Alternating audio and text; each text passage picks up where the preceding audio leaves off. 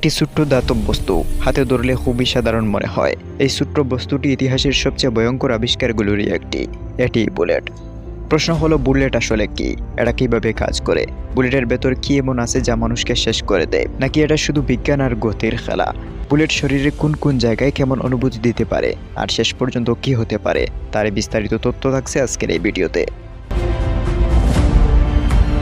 Bullet হলো একটি ছোট্ট কঠিন প্রজেক্টাইল, যা নির্দিষ্ট একটি যন্ত্রের মাধ্যমে সামনে নিক্ষেপ করা হয়। সহজ ভাষায় বললে, বুলেট নিজে কিছুই করে না, চালনা করা শক্তি আর গতি এর কাজের মূল।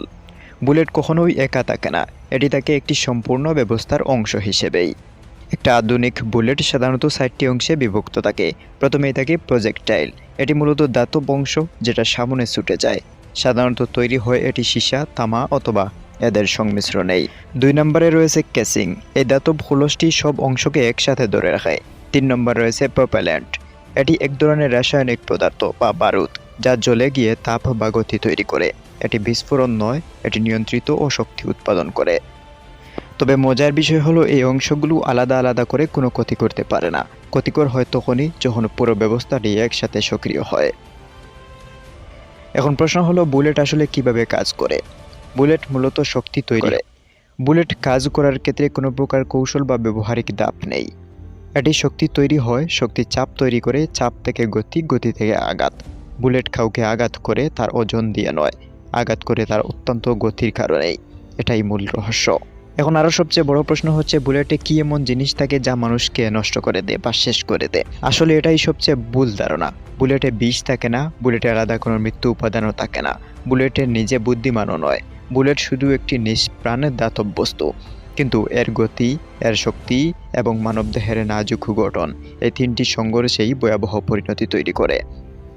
মানবদেহ সাধারণত পানি, নরম টিস্যু, রক্তনালী, অঙ্গ প্রত্যঙ্গ দিয়ে তৈরি। অন্যদিকে বুলেট শক্ত, দ্রুত, থামাতে চায় না এমন আবরণ দিয়েই তৈরি, যার ফলে মানুষের ভেতরে প্রবেশ করলে ভিতরের অঙ্গ প্রত্যঙ্গে মারাত্মক ধাক্কা লাগে, আশেপাশের টিস্যু ক্ষতিগ্রস্ত হয়ে যায়। এটা শরীরের বাস্তবতা, কোনো রহস্য না।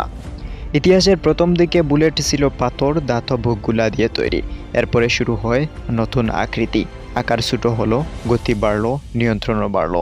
অর্থাৎ যত সময় গড়িয়েছে, মানুষের বুদ্ধি ততই বেড়েছে, কিন্তু সহিংসতার কত ততই গভীর হয়েছে। একটা বুলেট যখন মানবদেহে প্রবেশ করে, তা শুধু একটি জায়গাতেই ক্ষতি করে না। মানবদেহের ভিতরে সবকিছু একে অপরের সাথে যুক্ত। কোন জায়গায় বুলেট লাগে তার উপর নির্ভর করে ক্ষতির ধরন, মাত্রা এবং পরিণতি। মানুষের মাথা মানবদেহের সবচেয়ে সংবেদনশীল অংশ। এখানে আঘাত লাগলে চেতনা হারানোর ঝুঁকি সবচেয়ে বেশি থাকে। স্মৃতি, কথা বলা বা চলাফেরা স্থায়ী সমস্যা করে দেয়। জীবন ঝুঁকির মধ্যে পড়ে যায় খুব অল্প সময়ই, কারণ মস্তিষ্ক শরীরের সব কার্যক্রম নিয়ন্ত্রণ করে। বুলেট যদি চোখ বা মুখমণ্ডলের অংশে লাগে, তাহলে দৃষ্টিশক্তি স্থায়ীভাবে নষ্ট করে দেয়।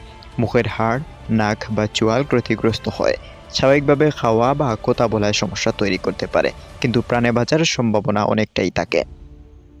বুলেট যদি কখনো বুক বা হৃৎপিণ্ডের আশেপাশে লাগে, তাহলে হৃৎপিণ্ড, ফুসফুস, গুরুত্বপূর্ণ শ্বাসনালী এই অংশে অনেকটাই নষ্ট করে দেয়। শ্বাস নিতে মারাত্মক সমস্যা হয়, শরীরে অক্সিজেন সরবরাহ ব্যাহত হয়, এমনকি খুব কম সময়ের মধ্যে মানুষ স্বাভাবিক অবস্থা ত্যাগ করে মৃত্যুর মুখে লুটিয়ে পড়ে। মূল কথা হচ্ছে, বুলেট নিজে খারাপ না, বিজ্ঞান নিজেও খুনি না। সিদ্ধান্ত নেয় মানুষ, ট্রিগার টানে মানুষ, দায়ও মানুষের। এই বাস্তবতা অস্বীকার করারও কোনো সুযোগ নেই। একটি বুলেট একটি পরিবারকে শূন্য করতে পারে, একটি শিশুর ভবিষ্যৎ কেড়ে নিতে পারে, একটি সমাজকে বয়ে ছড়িয়ে দিতে পারে। এটা শুধু ধাতু না, এটা একটা পরিণতির নাম। একটা বুলেট কখনো প্রশ্ন করে না সে কাকে আঘাত করছে, কিন্তু প্রশ্ন আমাদের করা উচিত, যেখানে একটি ছোট্ট ধাতব বস্তু মানুষকে শেষ করে দেওয়ার জন্য যথেষ্ট। বুলেটকে জানুন, ভয় পাওয়ার জন্য নয়, বোঝার জন্যই, কারণ যা বোঝা যায় তাকেই নিয়ন্ত্রণ করা যায়।